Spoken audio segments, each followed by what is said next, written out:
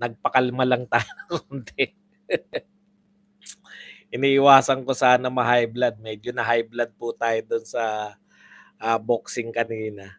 Kaya medyo nagpapakalma lang tayo ng konti. Dapat kanina pa ako eh. Kaya lang talagang ganun. Palipas po muna. Okay. Pag-uusapan po natin ito pong statement ni Sara Duterte. At sagutin din natin yung bumaharin po ng atake. No? Grabe po itong atake talaga kay Sara Duterte. At sa mga Duterte, hindi po naglulubay. No? Sa isang banda, positibo po dahil hindi po kinakailangan mag-hire ng mga press people, magbayad ng tatalakay kay Sara Duterte. Pero sa isang banda, hindi po tumitigil. Ang tapang po ng statement na to, parang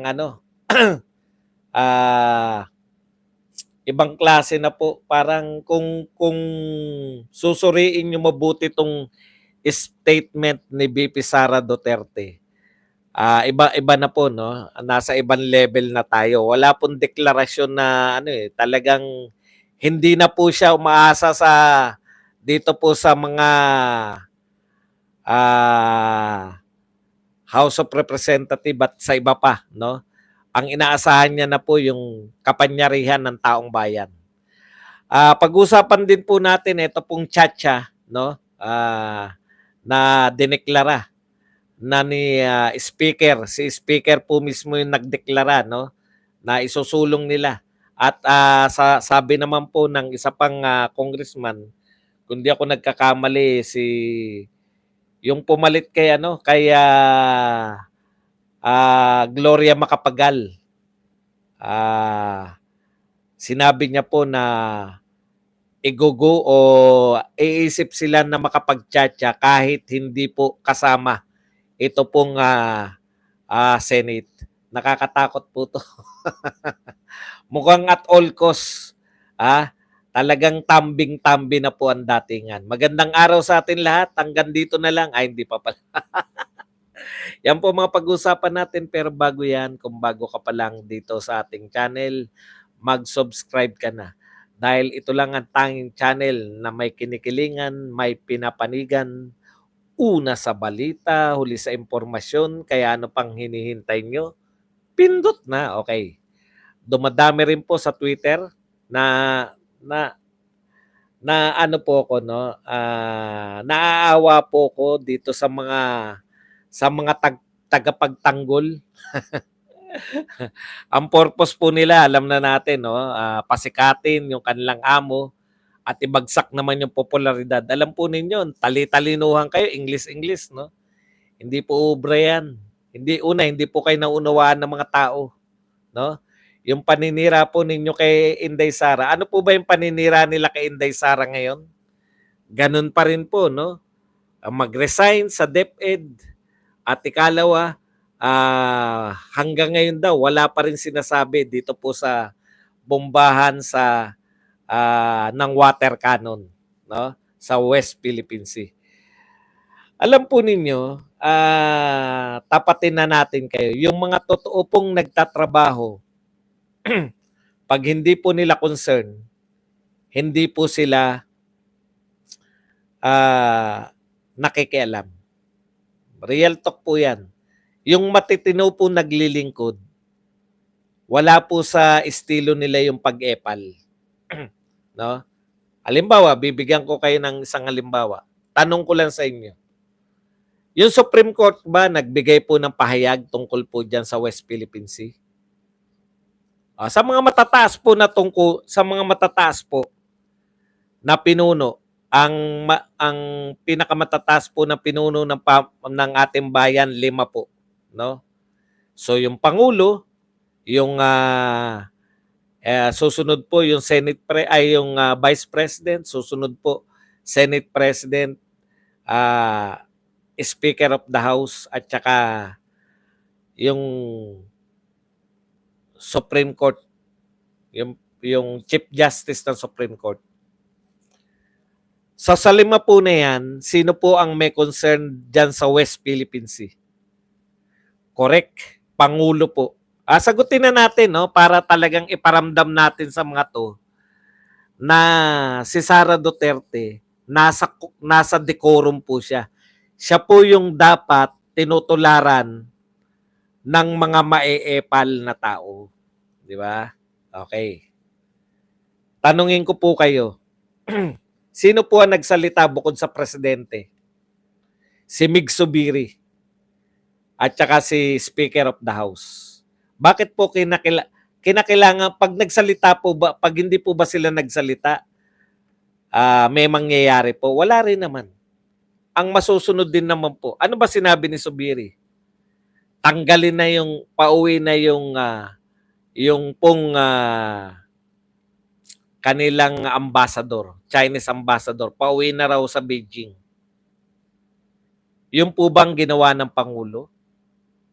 Magkaiba po, di ba? Kaya lang, kaya hindi po mabigat, hindi po napapansin ng mga tao yung pagkakaiba nung pinahayag ni Pangulong Marcos at ni Zubiri kasi wala namang bilang si Zubiri. Wala pong pakialam ang mga tao, nagsalita ka ba? Ano naman ngayon? Alam niyo po yun, wala pong bigat yung binibitawan ni Zubiri. Pero magkaiba po sila ng sinasabi ng Pangulo ng Pilipinas.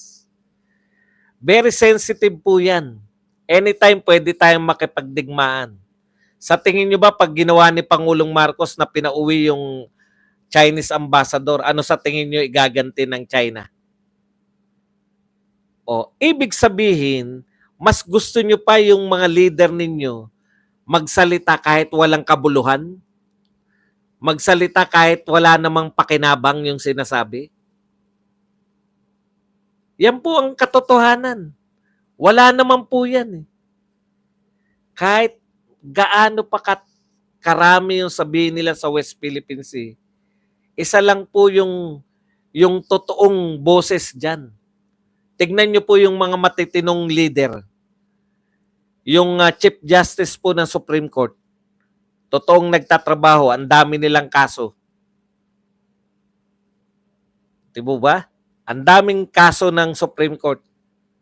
Narinig nyo ba yung Supreme Court na umepal pa dyan? Sa mga totoong may trabaho, hindi na po iniipalan yan.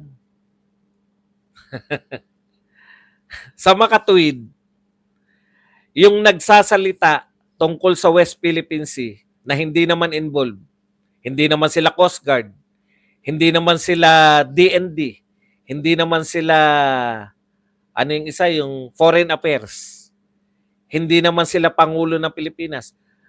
Foreign Affairs, Pangulo ng Pilipinas, Coast Guard. Sila lang po dapat yung nagsasalita. O DND. Dahil pag, di ba, mga puwersa natin yan.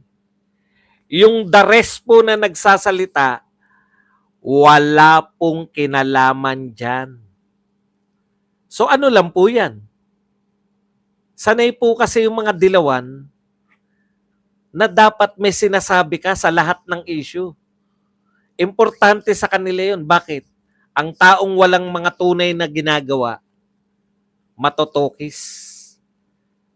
Real talk po. Kahit po sa opisina ninyo, pansinin nyo po. Yung mga totoong masisipag, trabaho lang ng trabaho. Sino po yung maeepal? Yan po yung mga tamad na nag-eepal lang para kunwari may ginagawa siya. Tama ako, mali ako. May opisina naman tayo lahat eh. Karaniwan ng masisipag, hindi niya na nakakaya pang umepal dahil ang dami niyang ginagawa. Sino po yung mahilig mag-epal? Yung mga totoo, wala naman pong ginagawa. Okay. Yung Supreme Court, Chief Justice ng Supreme Court, wala pong sinasabi. Hinahanap ba nila? Anong statement na Supreme Court Justice? Wala po. Bakit po nila hinahanapan si VP Sara Duterte? Wala kasing maipanira eh. Hindi po kumakagat yung mga tao sa VP Sara resign. Mag-resign daw sa DepEd. Yan po ang ano nila hanggang ngayon, hanggang kanina. Naawa na po ako rin sa Justin Manila. nananawagan na resign Sara Duterte.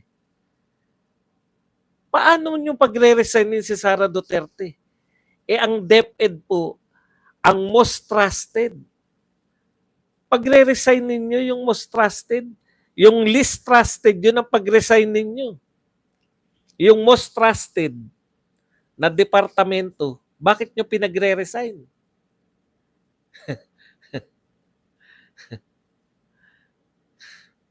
Yan yung sinasabi natin eh. Walang top performing pa, top performing, bukod sa most trusted. Nag-aaksaya kayo, panay-promote ninyo, picture dito, bigay ng tulong dito, no? Bigay ng mga tulong card, 20 pesos na bigas, malalaking pangalan, malalaking muka, MR, wala pong epekto sa tao yan. Mahal ng mga tao yung mga Duterte. Kaya, sa dami na nagagawa ng Vice President at saka ng DepEd Secretary, parehong si Sara Duterte yun, tsaka ng NTF-ELCAC, talagang kahit hindi po magbayad si Sara Duterte ng PR, kahit wala po siyang binabayaran ng mga vlogger, araw-araw po siyang nasa news. Kasi araw-araw pong may naninira sa kanya. Mahihina pong uri na nilalang tong mga kalaban natin. Alam niyo po kung bakit? Hindi sila natuto sa karanasan nila. Akala nila, siraan nila na siraan si Sara Duterte, mananalo yung mga kandidato nila. I-promote nyo yung mga kakandidato sa inyo, hindi yung sisiraan nyo si Sara Duterte. May nagpo-promote naman, pilit na pilit. Pero, pinakulong yung mga, parang no? Parang ibang klase. Okay. Sa usapin, eto po, basahin po natin. Ito, mabigat tong sinabi ni Sara Duterte na to. Maraming salamat sa lahat ng Pilipino na sumuporta at nakisalaban sa laban ni na Dr. Lorraine Badoy and Jeffrey K. Eric Celis. Sa una pa lang po, pansinin niyo po yung wordings ni Sara Duterte. Nakiisa sa laban, hindi po nakiisa na sumuporta, no? Sa pagkakakulong, laban. Unang statement pa lang, maraming salamat sa mga Pilipinong nakiisa sa laban. Laban na to. Yan po yung pinahiwatig niyan. Okay. Pinakulong sila Eric Badoy, etc. Kahanga-hanga ang tapang at tatag na pinamalas nila Dr. Badoy at Ka Eric. Kaya magkakaroon kayo na ideya kung saan tayo patungo eh. Mga kapatid, ito po ang tunguhin ngayon. Nagbibigay na po ng direksyon ang ating leader, si Vice President Sara Duterte. Sa mga nalilito pa rin po, ito na po yung mga direksyon na binibigay sa atin. Laban. Kahangangan, tapang at tatag na pinamalas nila Dr. Badoy at Ka Eric para ipaglaban ang ating karapatan at itaguyod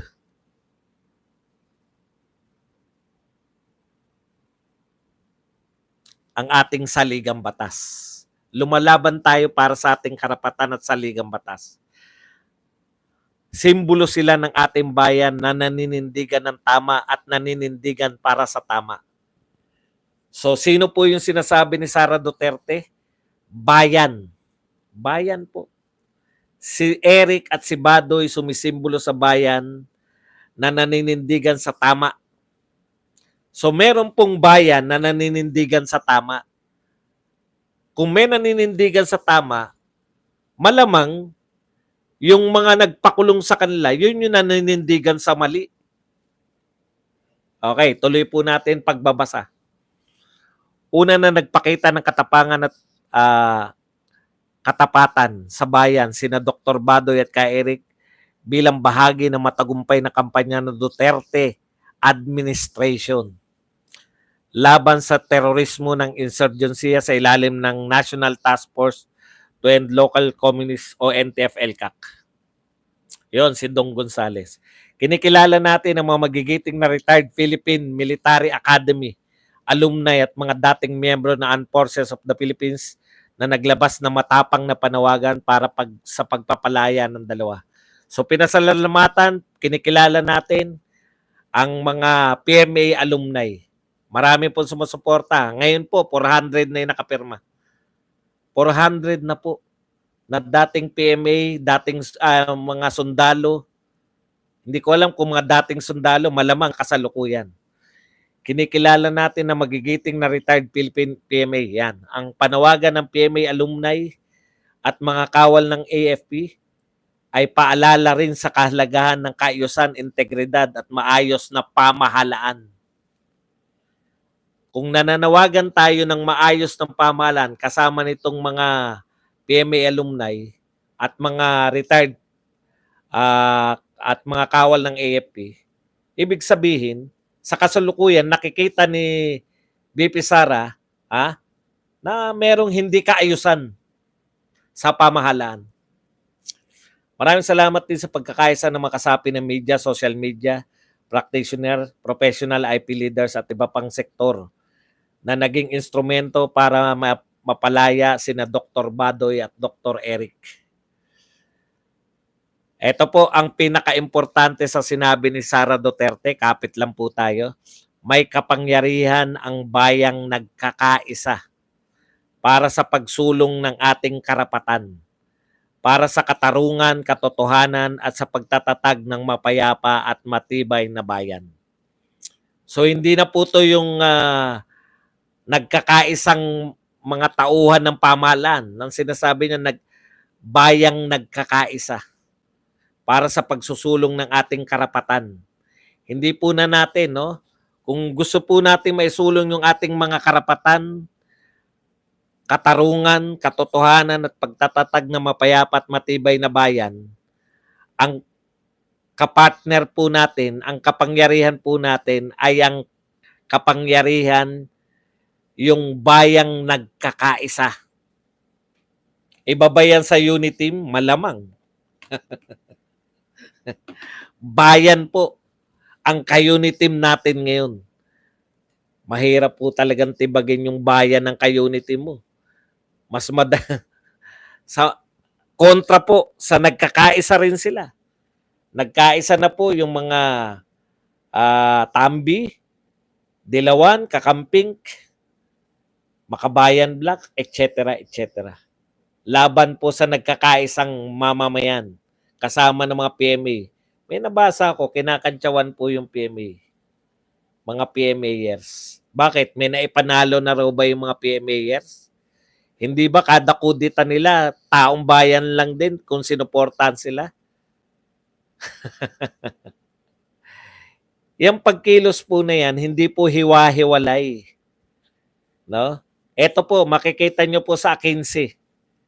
Magkikita-kita po yung mga Duterte supporters 8 to 10 a.m. Diyan po sa may circle. Quezon City Memorial Circle. Nariyan po ako. Sasama po tayo dahil kumbaga sobra na. Tama na. No? Okay. Natutuwa po tayo kay BP Sara Duterte. Alam niya po kung sino yung dapat niyang suportahan. No? Sumusuporta talaga siya sa mga nakakapanghina kasi. Yung mga taong bumalik sa gobyerno katulad ni Ka Eric Celis. Yung mga taong tapat sa panunungkulan magmula NTF-ELCAC. Kahit wala na siya sa NTF-ELCAC, patuloy pong pinagpapatuloy ni Dr. Lorraine Badoy yung trabaho niya sa NTF-ELCAC. Na mawala na to, mabura na tong mga problema natin sa insurgency.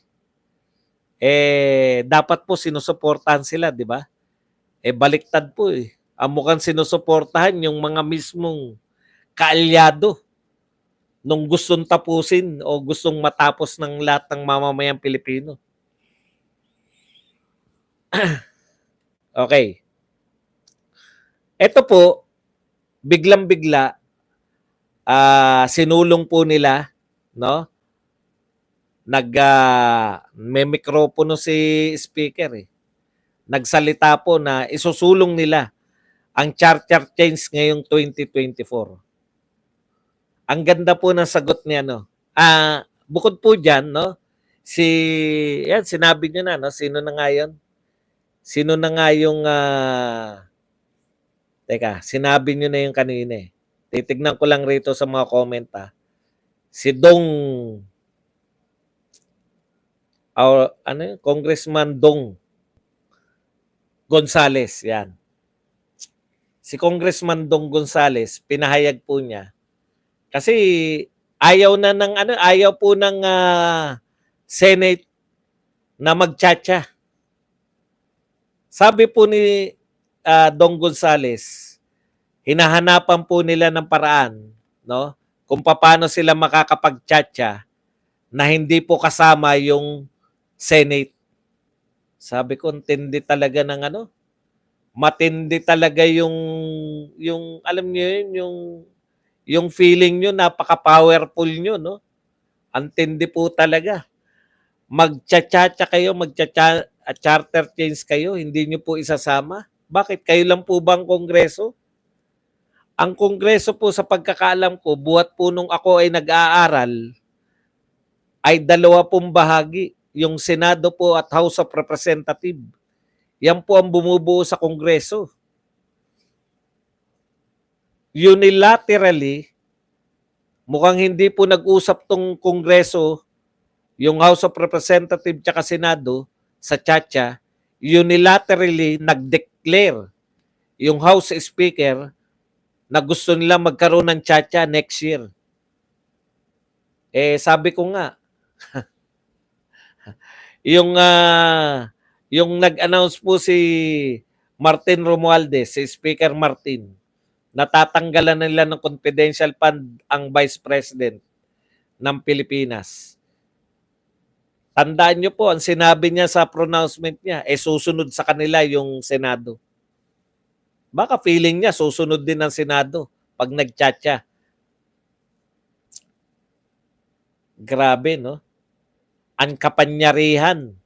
Napunta lahat sa tuktok ng ulo. Okay, mga kapatid, ito po. In-interview po si Senator Amy tungkol po sa tsatsa. Nakulitan na po si Senator Amy. Alam niyo, sabi ni Senator Amy, ang kulit-kulit. No, paulit-ulit na lang tayo diyan sa tsatsa.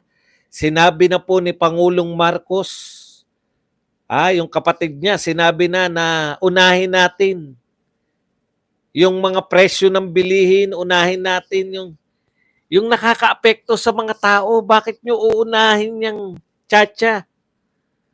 Gumawa kayo ng mga batas para yung presyo ng bilihin mapababa. Unahin nyo yung kapakanan ng mamamayan. Hindi po yung tsatsa. Nako, tinutuloy-tuloy nyo yung paggagalit sa inyo. Yan pong pirmahan ng mga dating PMA. Hindi po one-shot deal yan. No? Yan po ay pagpapakita na sila ay very willing, katulad na sinasabi ni Vice President Sara Duterte, na gusto ng mga taong to na igalang natin yung batas. Saan ka nakakita? 2 yung Kongreso. Pag-iisipan daw nila kung paanong House of Representatives lang yung kikilos at magtsatsa. Antindi nyo. Ano sabi ni Senator Amy? Paulit-ulit na. Ang kukulit. Ilang beses na rin na-reject na Senado. Kaya pala magsasarili na lang sila. Nung tinanong po si Senator Amy, may makulit din na reporter, bakit po kaya? Bakit po kaya nila gustong isulong? Alam niyo po sa sagot ni Senator Amy? Ay baka merong gustong maging Prime Minister na hindi manalo. Dapat yun, future tense na hindi mananalo sa pagka-presidente. Mali lang po ng tenses. Kasi marami na nagtatanong eh, nagsusuri-suri, sino ba yung gusto maging Prime Minister? Para namang hindi nyo alam. Nagkamali lang ng pagkakabanggit ng present tense at past tense at future tense si Senator Amy. Ang ibig niya sabihin, ako na magtatama ng future tense ni Senator Amy. Simple lang po ang sinasabi ni Senator Amy. Baka mayroong gustong maging Prime Minister na hindi mananalo sa pagka-presidente. Nariyan na lahat eh. Alam niyo po, gumagastos siya mga yan, no? Gumagastos yan sa mga survey. Yang mga politiko, alam po nila yan. Pag marami kang pera, imposible pong hindi mo gamitin yan sa survey.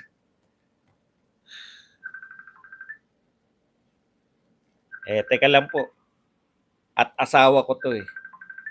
Hindi ko pwedeng hindi sagutin to. No? Alam mo namang ikaw ang pampakalma ko, kaya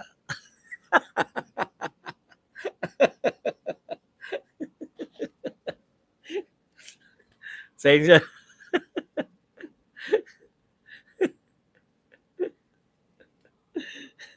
Pasensya na po kayo. Uy, si 818 to.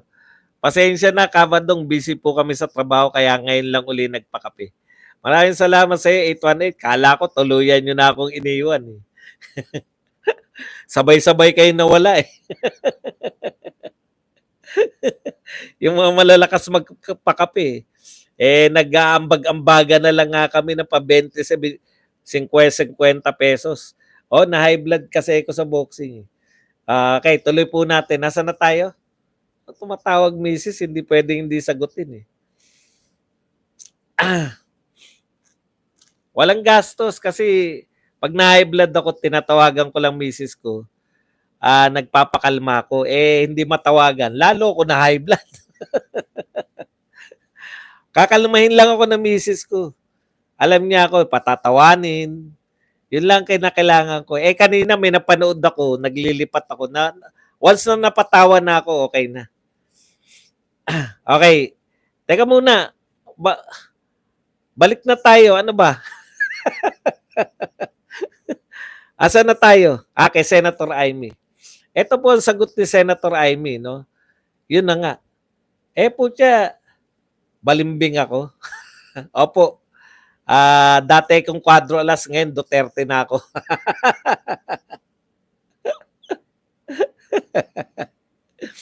Okay, balikan po natin yung sinasabi ni Senator Amy. Simple lang po yung sinasabi ni Senator Amy. Kaya gusto magtsatsa. Wala na pong ibang dahilan eh. 'Di ba? Pwede naman po kasi nila kung talagang totoo yung sinasabi nila. Yan din yung sinabi ni Senator Joel Villanueva. Bakit hindi po muna nating hayaang mapatupad ng ma-implement yung meron na silang mga bill, economic bill, na naging batas na. Bakit hindi na lang nila hintayin na mag-effect muna? Bakit nagmamadali? Nagmamadali po lahat eh. Hindi nyo ba napupuna? Ngayon na lahat. Very busy po. Very busy po ang House of Representatives. Palubog po ng palubog ang House of Representatives. Alam na alam mo yung punteriya nila eh. Duterte. Yan po eh. Duterte, Sara Duterte, Tatay Digong, tapos SMNI, damay lang po yan dahil dyan nagsasalita si Tatay Digong. Gusto nilang tanggalan talaga ng tanggalan nila si Tatay Digong ng para hindi na mapakinggan. Hindi naman siya hindi naman siya kinukuha ng ibang press. Hindi niyo ba napupuna? Hindi po siya ini-interview man lang ng ibang media. Talagang conspiracy talaga eh. Meron talagang conspiracy na patampukin. Ang kawawa po yung dami pong mga bago sa Twitter na alam mo yung purpose, no? Sirain sila BP Inday Sara at patampukin yung si si Martin Romualdez ipagtanggol si PBBM. Pero alam po ninyo, wala pong pinakamagaling na magtanggol kung hindi yung action. Action speaks louder, 'di ba? Lagi than words. Action ay mas matinding propaganda. Hindi mo kinakailangan magpropaganda. Umaksyon ka lang. Kaya lang, alam na nila eh. Kahit na anong gawin nila kay Sara Duterte, mas binabanata nila si Sara Duterte. Hindi nyo ba napuna? Di ba kayo nagtataka, wala naglalabas ng presidential survey? O bakit po wala naglalabas ng presidential survey?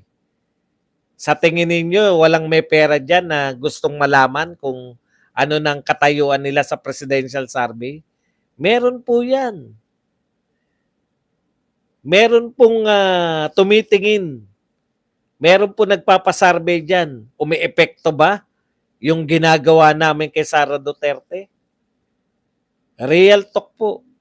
Kahit hindi po natin nakikita yung mga survey result na yan. Real talk po. Lalong sumisikat si Sara Duterte. Biruin nyo, yun na lang, yung most popular, most trusted, and best performing. Hindi na po sila makaahon dun. Kaya bigla sila nanawagan lahat. Pare-pareho, Dilawan, Loyalista, Tambi Vloggers, Kakamping, Makabayan Black, lahat pare-pareho na sigaw, mag-resign sa DepEd si Sara Duterte. Hindi po pwede. Ngayon, wala na tong panawagan nila na to eh. No? Yung mga bakit walang sinasabi, pro-China. Wala na po yan. Nakita po ng mga tao, no? Pwede kang maging kaibigan ng China at pwede kang maging kaibigan ng US. Yan po ang ginagawa ng Vietnam ngayon. Kaibigan nila ang US, reverse po nang nangyari. Yung ginawa po ni Duterte, kaya nakinabang siya both sa US at China noon, yan po ang ginawa ng Vietnam. Reverse naman. Nakipagkaibigan naman yung Vietnam sa US. At ito naman yung dati niyang karelasyon na China, ay nanligaw naman sa kawan nyo. Ganyan po yung ginawa ni Duterte. Baliktad lang. Dati nating hindi na tayo pinapansin ng syota nating US. Nagpaligaw tayo sa China noong panahon ni Duterte. Pareho natin napakinabangan yung US at China. Yung Vietnam po, ganyan yung ginawa. Dati na nilang katropa pips yung China. Nagpaligaw sa US. Teka muna. Baka makuha ka na yun. Nakikinabang po yung Vietnam. Kaya nakikita po natin sa practice eh. Pero, ganun pa man, never po. Yan, panay tokes lang yan. Wala pong naagaw sa atin kahit na anong teritoryo. Hindi nyo rin mapagbibintangan si Tatay Digong na pro-China. Kasi, deeds, no? Action speaks louder. Bakit? May nakuha ba sa atin teritoryo? Wala naman eh. Pinamigay ba natin yung Ayungin Shoal? Okay. Yan lang po ang ating topic. Pwede na po tayong mag